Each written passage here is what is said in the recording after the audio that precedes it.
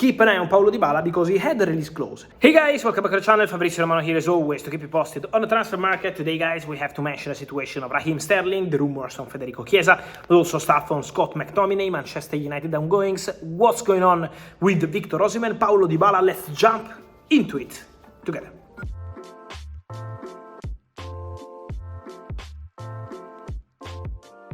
And so guys, many movements on the market, important final 2 weeks ahead. Remember what I told you in the recent days, remember what I told you yesterday. Mikel Merino, his days are coming for Arsenal, so Arsenal fans get ready because Mikel Merino is expected to become a new gunner very soon, working on the final details of this deal. Meanwhile, we still don't have a substantial update between Chelsea and Atletico on Gallagher, João Felix. It was match day for Chelsea, so in the next hours, Chelsea and Atletico will keep working to complete the agreement on the final details. We know they are getting really closer to the deal for Gallagher and João Felix, but still some details to clarify, so we will keep you posted. But today, again, Enzo Maresca confirms that the plan is probably to part ways with Raheem Sterling. Sterling was not part of the squad for Chelsea. Then we also have to respect the player position. The player believes he has a very good relationship with Maresca. He still has 3 years of contract at Chelsea. So Raheem Sterling is not desperate to leave Chelsea. That's very clear. But now Chelsea, this upcoming week, will be in contact with Sterling to understand how to handle the situation, because he was not in the squad. Maresca said that it was a technical decision for Raheem Sterling out of the squad at Chelsea, so no injury, no problems. But the reality is also that when after the game Maresca was asked about the situation of Sterling in a very direct way, Maresca said, do you want to keep Sterling or not? And Maresca said, we have 30 players, I would love to keep all of them, but some have to leave. So the message looks quite clear. Chelsea are looking for solutions for Raheem Sterling. Remember, he's on a big salary and he has a 3-year contract at Chelsea, so they will need to discuss the situation before proceeding with the player side. We had rumors of a swap deal between Sterling and Chiesa. Guys, let me clarify once again that Chiesa is on the market. And that's an important point, because Chiesa could be an important story to tell you in the next days. Still on the market. Thiago Motta today, Juventus manager, said once again, our position has not changed, and is a position that Juve made public at the beginning of August, but behind the scenes in private was already clear in June, before the Euros. Juve want to sell Federico Chiesa. Juve will not extend the contract of Federico Chiesa, expiring in June 2025, and so Chiesa is on the market. But Chiesa is not just on the market today. He's on the market since beginning of June, and in these 3 months, Chelsea never reached out to sign Federico Chiesa. So the rumors on a swap deal, Chiesa-Sterling, as of today, is not something that Chelsea have activated.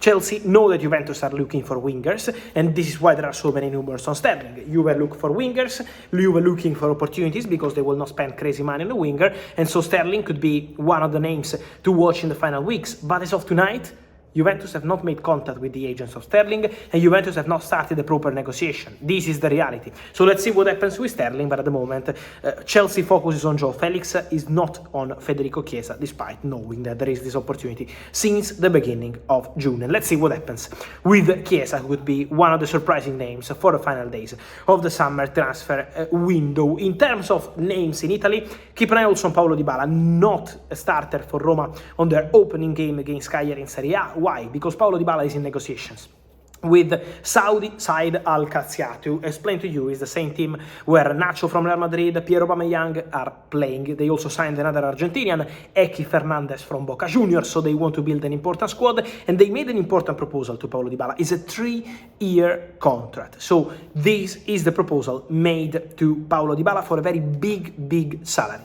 There are discussions ongoing for Dybala to Al Qataria, Roma waiting for the official proposal, trying to understand when this proposal will arrive, but the situation of Dybala is one to watch, because Al Qataria are pushing and waiting to understand what's going to happen with Roma. So keep an eye on Paulo Dybala, because he had a release clause. There was a clause in the contract for clubs from abroad, so not Italian clubs, 12 million euros, but the clause expired at the end of July. So now negotiation with Roma is needed, and let's see how the conversation with Al Qataria will go, with Paulo Dybala still involved in this story. But to return to Premier League, keep an eye on the outgoings also for Manchester United. Could be really important, because we know that Man United want to add at least one more player, could be 2. Let's see what's going to happen in the final days. They want at least one more midfielder, and so the situation of Manu Ugarte, who is waiting for Manchester United, but still no breakthrough in talks this weekend for Manuel Ugarte to Manchester United, and for Man United, I always told you, it's crucial to understand if they can sell at least one midfielder or if they can be able to reduce the price wanted by Paris Saint-Germain. At the moment, the two solutions are still at the same point, but for the outgoings, remember Mctominay. Mctominay could leave Man United before the end of the summer transfer window? Yes, because he's a player they consider available on the market, but they want something around £30 million. Napoli director was in London this week. He had conversations in England with Manchester United for Mctominay, but Napoli were thinking of a loan with buy clause, this kind of stuff. Man United have been very clear. They want 30 million for Scott McTominay. So the moment Napoli, if they don't sell Victor Osimhen, the situation of McTominay is still complicated. And remember about Fulham. Fulham had 2 bids rejected by Manchester United for Scott McTominay, but the interest of Fulham and especially of the manager, Marco Silva, is still very strong. So Fulham are still in conversation for Scott McTominay, and that could be a crucial story for the final weeks for Manchester United. So let's see what happens with McTominay, because we know that Casemiro was available on the market for Manchester United this summer. This is the reality. Then I don't know what they will say in public, but Casemiro was made available this summer on the market, but then from Saudi there were negotiations, there were discussions. One of the big changes was that the Al Ittihad president resigned. They wanted to sign Casemiro, but then the president resigned, and so Teate collapsed. He signed for Eintracht Frankfurt. The manager deal collapsed.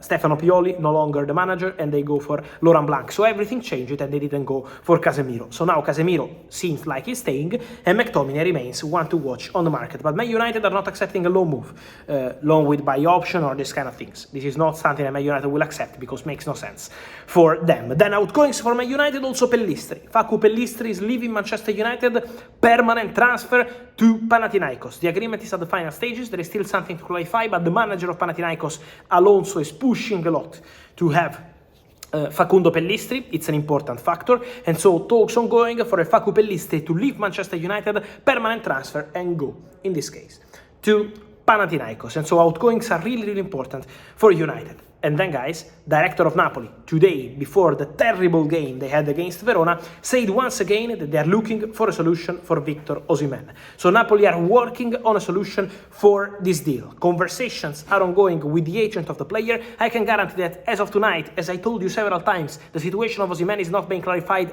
now. It's not imminent. It's still early stages. I know it's crazy because it's a big name, a big opportunity, but still early stages. Chelsea have separated the conversations. Lukaku is one topic, the sale of Lukaku to Napoli. The other topic is Osimhen. Interest from Chelsea is still there, but Chelsea see this deal only as a loan as of today. And as of today, then we will update you on daily basis, Osimhen doesn't want to go on loan, only with obligation, so permanent transfer, and doesn't want to reduce his salary. So let's see if Chelsea will be able to find a way. Let's see if other clubs will jump into the race, but the Osimhen story remains absolutely open. And so, guys, let me know your thoughts on all these stories. I wait for your comments as always here. Guys, see you soon here on the channel. Remember to like this video, turn on the notification bell in the next days. It's going to be crazy for the end of the transfer window. And remember to subscribe to the channel. Ciao!